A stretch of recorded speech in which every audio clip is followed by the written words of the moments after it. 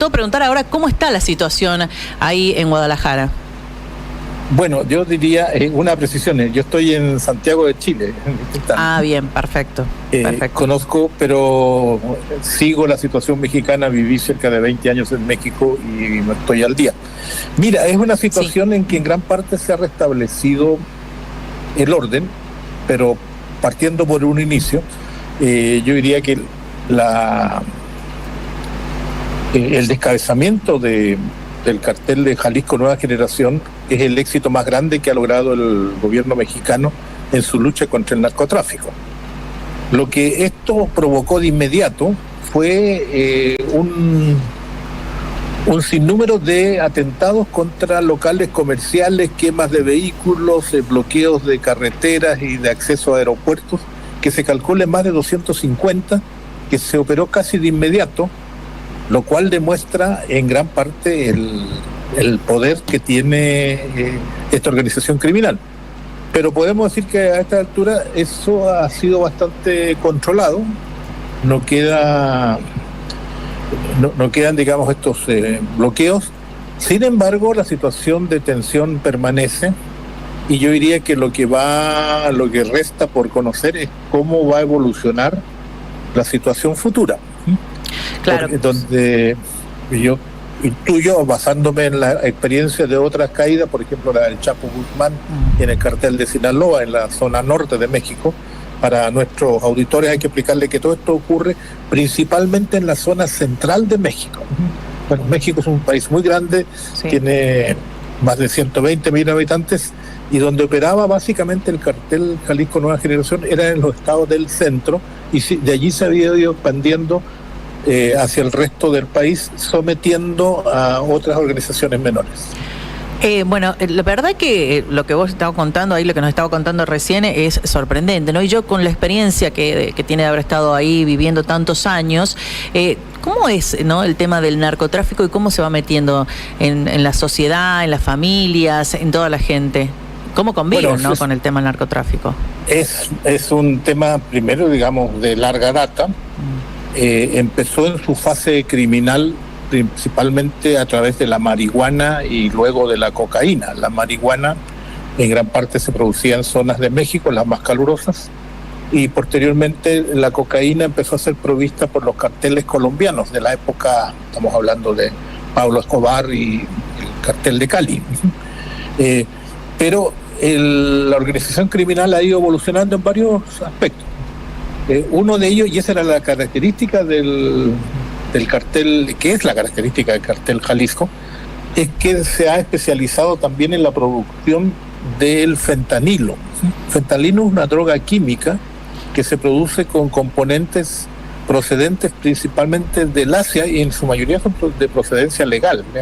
Porque ingresan al país para industria farmacéutica o incluso en algunos casos para la minería, pero eso más bien para la cocaína, ¿no? Los precursores llamados.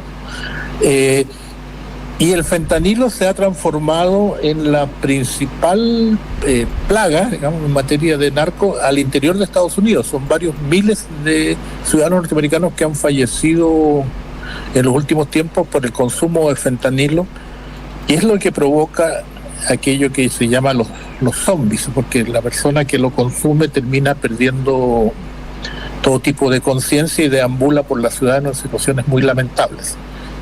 Pero no solo el fentanilo, sino que también es la extorsión, porque el cartel, y los carteles en general, pero en particular el cartel Jalisco Nueva Generación, se especializa en controlar territorio, y al controlar territorio extorsiona a la población cobrándole por protección, por seguridad, por vivir en su territorio, y todo eso hace que, un dato curioso, que en general los carteles de la droga son uno de los principales empleadores de la sociedad que tenemos al interior de la economía, digamos la economía informal mexicana, solo superado por algunas grandes empresas como la Walmart.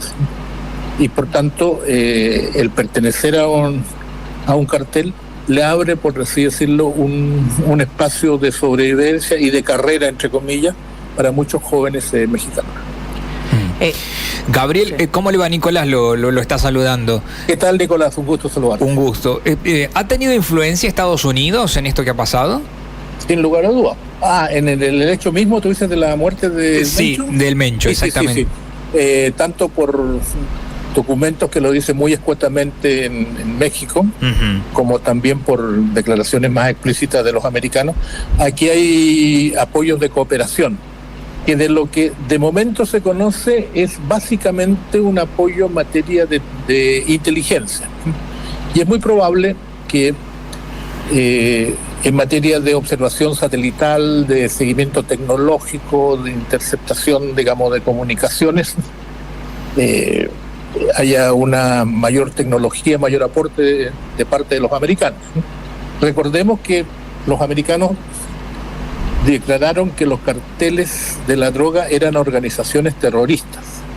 Por tanto, dejaban de ser materia para las agencias exclusivamente policiales, y al ser consideradas terroristas, toda agencia federal de Estados Unidos puede y debe proporcionar la cooperación que se le solicite, entre los cuales entran un conjunto de otras agencias con mayor tecnología. ¿Y qué ves en el caso tuyo, Gabriel, para adelante ahora? ¿Crees que empieza a tomar fuerza el ejército? ¿Crees que va a haber una respuesta que puede ser de sangre de parte de los narcos que quedan? ¿Qué ves para adelante? Veo dos movimientos basándome en la experiencia reciente. Por ejemplo, cuando se detuvo al Chapo Guzmán y después a sus hijos, los Chapitos, se provocó una resistencia muy fuerte. Porque la experiencia también enseña que los carteles son dinásticos, llamémoslo así, vale decir, el control del cartel lo hereda la familia, particularmente los hijos. En este caso hay un problema porque el Mencho, como se le denomina al capo fallecido, sus dos hijos están presos en cárceles americanas. Entonces no hay una sucesión sanguínea clara. Directa, claro. Entonces aquí van a haber dos procesos. En principio, y puede que aumente la violencia en algunos puntos por lo siguiente. Uno, al interior del propio cartel, por cual de los lugartenientes principales, digamos, de los príncipes, llamémoslo en términos de corte, logra el control y transformarse en el heredero, excepto de Mencho. Eso va a provocar, y eso explicaría también en gran parte, la cantidad de reacciones violentas que hubo ayer, porque eso está demostrando al interior de la propia organización quién y dónde están los bastiones más fuertes del cartel Jalisco Nueva Generación. Es una suerte de demostración de fuerza ante el Estado, pero también al interior de la organización. Eso por un lado. O sea, la pelea interna dentro del cartel, y que no va a ser, no se va a dirimir, digamos, de manera electoral, no, eso va a ser a balazo. Y lo segundo es que los otros carteles que subsisten, la familia, en fin, son varios carteles mexicanos, los propios, lo que resta del cartel de Sinaloa también, van a tratar de disputarle los terrenos y los espacios y los territorios que ocupaba el cartel de Jalisco Nueva Generación. Va a haber una disputa por el territorio. Gaspar, le quiero hacer una consulta. Yo digo, dentro de, ¿cuándo? En junio empieza, ¿no? El Mundial. El Mundial, sí, en junio. Prácticamente 3 meses. ¿Por qué se hace esto a 3 meses? ¿No? Porque digo, ahora como estaba escuchando lo que decía, van a empezar la disputa entre ellos mismos. Mucha violencia. Sí. Se empieza a sembrar la violencia, digo, porque era obviamente, no iban a dejarlo así nada más. ¿Por qué lo hacen a 3 meses, piensa, del Mundial?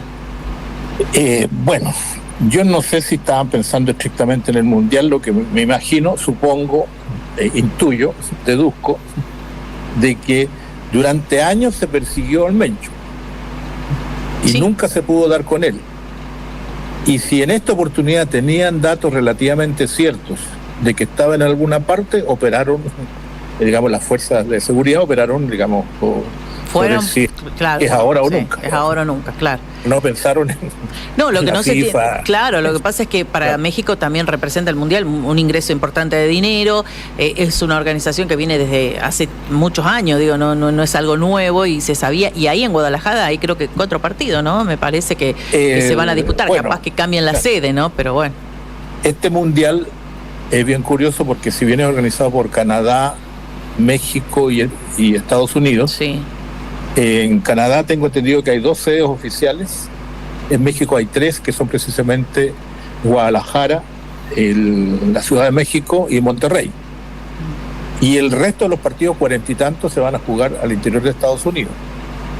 Aquí hay un temazo, ¿no? Yo se lo adelanto, y es qué va a pasar con los miles de hinchas procedentes de toda parte del mundo que van a querer ir a acompañar a sus equipos, cómo se van a mover, cómo se van a transitar entre estos países, sobre todo al entrar o salir de Estados Unidos, en un país que en los últimos tiempos ha puesto tan difícil el tema migratorio.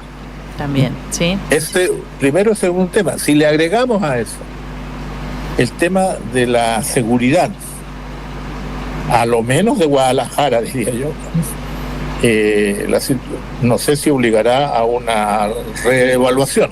Y como bien señala Eliana, al igual que en muchas partes de América Latina, cuando juega la selección, por decirlo coloquialmente, se suspende la lucha de clase, todo el mundo se va al estadio, Y sí, pero no sí. sé si esto involucra a los carteles.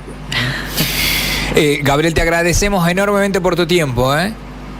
Ok, un gusto para saludarlos y un cordial saludo. Hasta luego. Hemos hablado con Gabriel Gaspar, es ex subsecretario de Defensa, Fuerzas Armadas y Guerra, ex embajador de Chile en Cuba, político de la UNAM, conoce del tema, o sea que es más que interesante el análisis que ha hecho sobre lo que ha significado la muerte del Mencho, esto que ha sucedido en las últimas horas. Ahí vos preguntabas algo muy pero muy importante, ¿por qué razón en estos momentos? Y seguramente que tiene que ver con esto que él te decía, de que son operaciones que llevan años.